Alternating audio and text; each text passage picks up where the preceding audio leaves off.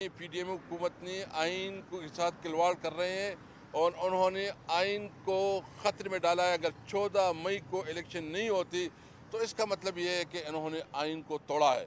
तो एएनपी ने जो मुख्तलिफ उसमें एजेंडा दिए हैं, हम उस एजेंडे से इत्तेफाक नहीं करते। हम समझते हैं कि इस मुल्क के तमाम हालात के ज़िम्मेदार ये हुकूमत है, एएनपी भी उसका हिस्सा है।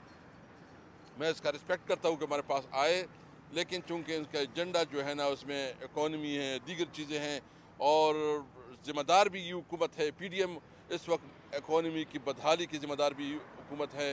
इस वक्त मुल्क में अगर लॉ एंड ऑर्डर की सिचुएशन है तो ये इसकी ज़िम्मेदार भी ये हुकूमत है। इसलिए हम कल एएनपी की जो ऑल पार्टी कॉन्फ्रेंस है, हम उससे माजरत करते हैं और कल इसमें हम शामिल नहीं होंगे।